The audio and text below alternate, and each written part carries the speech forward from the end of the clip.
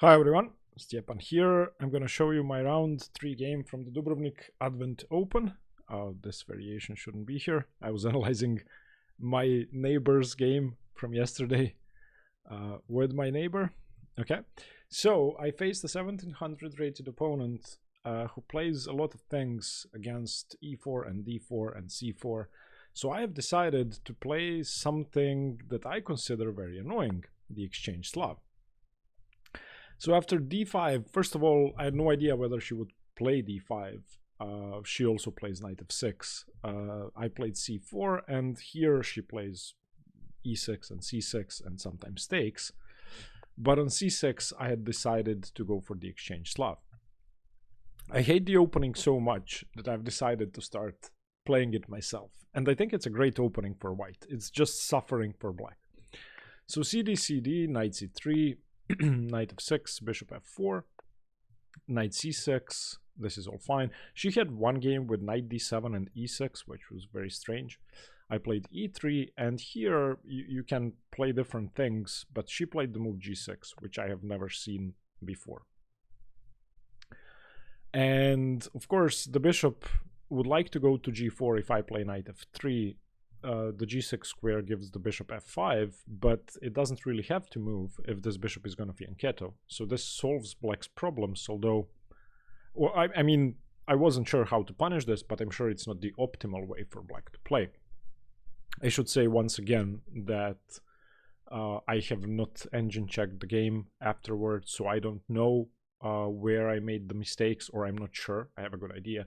Also, I'm playing the next round against an international master on the live board. The game will start at 1 p.m. today, so if you want to follow the game live, you can. I played rook c1. My opponent played a6, and this is a very standard plan of a6, b5, a3, b4, but only if you want to develop this bishop. There's really no need for a6 if the bishop's going to stay on c8. So I played bishop d3. My opponent played bishop g7, and I went h3 because I don't want to allow knight h5. Or otherwise, I would have played bishop e2 on the previous move, preventing knight h5. Okay, my opponent castles. I went knight f3. Now the bishop doesn't have g4. And in my mind, it didn't have f5 either. But she played bishop f5. And I took almost immediately, because I don't want to trade pieces on her terms. Because if she takes, then maybe knight b4, b5, and so on. So I take. And now I had the second longest think of the game, I think. Either castles or g4. And g4 is not a move I would normally consider. But my king hasn't committed. I haven't moved my queenside pawns. So everything seems solid. My opponent doesn't have a light squared bishop. So it seems that my king could be safe on e2 if black manages to find counterplay. So let's say I do go g4. First of all, if this isn't taken, I'm going to take. And if my opponent tries to defend, I don't know, then I take. And now the g file is open. This seems like a disaster because I have these two very good squares. The rook's coming in, the queen's coming in. It seems awful. So let's assume black takes. I take back. Now, if black doesn't take the g-pawn, then I think I have a very clear plan of knight e5, queen f3, queen h3. Or in some other order, but I can get my pieces over there. And if black takes, then my thinking was, okay, knight g5. It attacks the knight. If h6, I just take the knight. And I got as far as queen d7. And I couldn't figure out whether this was good for me or not, which is insane, because I have queen c2. And yeah. Queen c2, of course, h6 blunders mate, so there's only one move. Black would have to go f5. And after f5, I can take on h7. I don't know if this is winning for white, but it seems absolutely crushing. I just didn't see queen c2 when I was visualizing g4. I couldn't find a way to continue. Now that I do see this, of course, there is queen f3, queen h3 as well, but maybe then h6 chases my knight away. In any case, g4 would have been a great try. Maybe the engine's gonna say it sucks, but I doubt it. It seems really interesting. In any case, I castled. My opponent played rook c8, and there's this constant threat of knight a5, b5, knight c4, but as long as I have b3, that's not really an issue because I can cover the c4 square. But I played knight e5, and now if my opponent does play knight a5, I would play b3 perhaps, perhaps not, because my knight's covering c4, and, well, I want to exchange the knights, basically. And I had calculated this line. Let's say black does nothing, which was the case in the game. My opponent played e6. And now the line goes knight c6. Of course, if b c6, then I play knight a4, knight a5, and I have a very, very dominant position with a blockaded backward c6 pawn, which is a dream position for white. So knight c6, rook c6, knight a4. Black probably has to exchange rooks because I'm going to go knight c5. Queen takes, and now if black attacks my knight with queen a5, I have b3, and in the end I have bishop c7 attacking the queen. Not trapping the queen because the queen has the b4 square, but at least my a pawn isn't hanging. So that was my calculation. That's exactly what happened. Knight c6, rook c6, knight a4, rook c1, queen c1. She did play queen a5. There must have been better moves. This has to be bad. And now b5 could be a losing mistake. I'm not sure, but it seems completely counterintuitive to give away the c5 square and the clear tempo on c7. If I had black, I'd probably drop the queen back. I don't really see what the queen's doing there. In any case, b5 and bishop c7. The queen only has one square. The knight comes to c5. And now everything is safe. The queen is trapped. If black plays a random move, I go a3 and black resigns. So there's only one move, knight e4. You have to save the queen tactically because the knight provides these two squares for the queen. And at this point I had about 40 minutes on the clock, something like that. This is 60 plus 30, so not the usual time control. I'm kind of stressed during these games because they are too short. And I had a couple of candidate moves. I couldn't sleep last night because I was going over this position in my head. And I found another way to proceed here, which I think is the best way to play now. So my candidate moves were a3, knight e4, knight a6. And maybe there are some tricks with bishop d6 somewhere down the line, but I couldn't see them. Again, if you guys use the engine, don't tell me. I want to finish my analysis. I ended up playing a3, but when I was going over this in my mind yesterday, I found knight e4, probably fe4, and then just bishop g3. And this seems completely crushing because I'm dominating the c file and the queen is offside.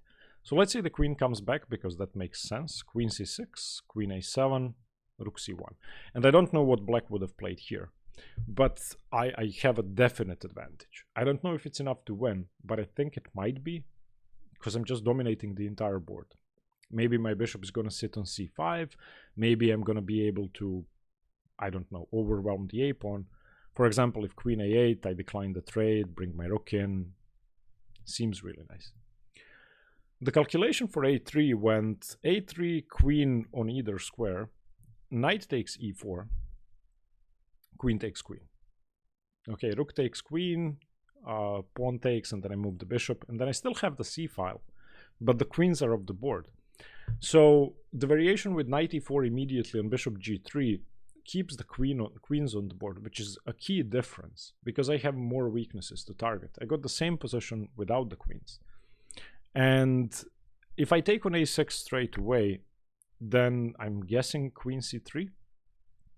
I was looking briefly at queen e7, but I don't think that works. Maybe it does, I don't know. If queen c3, then I can just take, sorry, not take on c3. I can play knight c5 actually, because now I'm again threatening knight takes knight. So let's say rook c8 takes, queen takes here, and I'm up a pawn. Maybe it's not enough to win, but okay.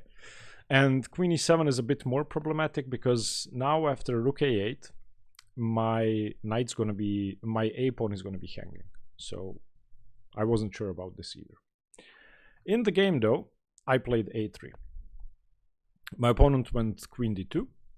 And now the debate is once again, can I take the a pawn or not? I didn't think I could take the a pawn, so I took the knight. If knight a6, then queen c1, I guess, because again, the queen has no squares, I'm just threatening to take. Rook takes, and I was afraid of knight d2. I couldn't see... Yeah, but now that I do see it, there is no pin because I have bishop a5. My god. Although there's knight b1. Knight b1, rook c5. Yeah, I'm not sure I have an advantage here. Knight b1. Rook c5 takes. I don't know. Maybe I can go bishop a5. If rook a8, rook c6, and then bishop b4 and pick up the pawn. Maybe. In any case, on queen d2, I went into this endgame. Takes, takes, takes. Excuse me, takes. And bishop d6, gaining the c file and the tempo. My opponent has to save the pawn. I should say that if a5 is played, then rook c5 just wins the pawn. So rook a8 is forced. Rook c6, bishop f8. And I had two candidate moves here, bishop c5 or just improving my king. Bishop c5 seems a bit more promising because black can never take, really. If black takes, I just get a protected passed pawn. But I was kind of worried about my rook being trapped. So I had concluded that eventually after bishop c5, I'd still have to take. So I played king f1. Took king g7, rook c6, h5. I was debating between h4 and g3, but I was afraid of killing chances in this position, so I played g3 to keep things flexible. On h4 I have g4. King f6, and now it's clear that my opponent wants to play f6, e5 and create a passed d pawn. That's the only source of counterplay. If that isn't played, then I'm just gonna do this and win the pawn and win the game. So king e2, king f5. Sorry, rook c7 first. I wanted to target the h pawn. Now rook c7 was a big mistake. And it's the beginning of a big mistake. And that big mistake is going for the h pawn. So it's clear that I'm dominating this position, although it may not be winning, I don't know, it may be. Because I have the c file and the fixed target on a6. That's my advantage. If I take the h pawn, I've lost that advantage. So rook c7 not only goes for the wrong plan of picking up the h pawn, which I can do, that's not questionable, but it also accelerates my opponent's plan of going f6. So rook c7, f6. King d2, e5. And now, again, last night, about 1 a.m., I'm thinking about this position. And actually with my neighbor here in the room next door, we were just looking at this. And he said, oh, you played rook d7? Oh, stupid. You should have gone king c3 and it's over. I don't think so. The king c3 seems very tempting. And of course, if my king does come into b4, then black surely isn't quick enough. Black doesn't really have a useful move here. But black can play a5. And after rook b7, of course not rook c8 losing, but b4 check, takes, takes, king takes, and rook c8. And I don't really know what to do here. And if I take with the rook, then of course rook a2. And now I could be losing. I probably am losing. So I'm guessing after king takes, rook c8, it should still be equal. I don't think I should be worse. But if I had to choose, I'd take black. In the game, I played rook d7. And the idea of this is after king e6, rook h7, ed, ed, I'm going to win this pawn. But this rook is coming in. It doesn't have any entry squares, which is why I played king d2 first. But black can create one with a5 and either pawn move, either a4 or b4, creates a square either on c4 or on c3. But yesterday, I think I found the winning plan. Rook c6. And this, to me, seems like Zugzwang. I don't really see a move for black. I don't know what black should do. So if ed, ed, I'm just going to take this pawn with check. if, I don't know, a5, I'm just going to win the pawn with check. And it's a completely different story because I'm picking up all the pawns along the 5th rank. If black waits, I again just pick up the pawn. So I would bet anything that this is winning. Rook c6. At this point, I had very little time on the clock for my standards, maybe 6-7 minutes. And for me, that's time trouble. I just cannot think as clearly as when I have a sufficient amount of time on the clock. Find a refutation to rook c6. I couldn't actually find a useful move for black. I have no idea what black should do. If black, of course, plays rook d8, then I just take on a6. In the game, I played rook d7, king e6, rook h7, takes. Sorry, a5, of course, creating that infiltration square. Takes, creates a square on c3. I have to play a4, and now rook c8. And at this point, I have no idea who's better. I'm guessing it's equal. But if I had to choose, I wouldn't know which side to take. I have to reactivate my rook and take the a pawn. Rook c3, rook a7, takes, rook d3, king e2, takes, rook b5. Forced, absolutely. Now black can play b3, and that should be a draw, because I takes on a4, and I don't think black can make significant progress. My king is too good. Or black can play rook c4, which is more complicated, and black is now playing for a win with d4, d3. So I played a5, d4, a6, and after rook c2, my conclusion was that this was a draw during the game. I couldn't see a way for black to make progress. And then I did see a way for black to make progress. So I played king e1, d3. And now the problem is, I take on b4. And of course, if black does something weird, then I take on e4 and the game is over. But after rook c1, we repeat it a couple of times. If black takes on f2 now, I can just play rook takes e4. And again, I should be winning. Because on rook f2, king e4, sorry, rook f2, rook e4, king somewhere, I play rook a4 and I just queen my a pawn. But black plays f5. And now I have no idea how to survive. If I don't play king e1, then black is going to play rook f2, e3 and threaten mate, and the promotion. So king e1 was what I played in the game, but I think that's losing. The only alternative is a7. Okay, now of course rook f2 and I queen, so that doesn't work. But rook a2 first. And what do I do? What have I achieved? Nothing. I have to play rook a7. And now the king just comes in. I don't know if white can hold. I would bet there's no way to hold this. I think black could be just winning. But what I did is probably even worse. If I could turn back time, I'd probably play a7. I played king e1. And now my opponent checked me forever, like this. And we agreed to a draw. But I saw a win for black, even before the checks had started. So if you want, you can pause the video, black to play and win. Rook e2 check. And after king f1, which is the only sensible move, rook a2. And now the threat is rook a6 and rook a1. So for example, I have to stop the d-pawn from promoting. I would have played rook d4. And then rook a1 check, king g2, rook takes a6. And I can resign very safely, I think. I think this is just a win for black. The king is too good. The pawn is too strong. My king is on g2. So I ended up drawing the game, and seems fair considering that I was likely winning in the middle game and losing in the end game. I just played this endgame so badly. Why did I play rook d7? I mean, rook c6, and that, I think this is just Zugzwang.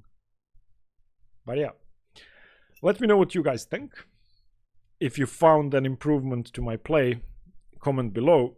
Thank you for watching and wish me luck. I'm playing an IM on live board in about 2 hours. Bye bye.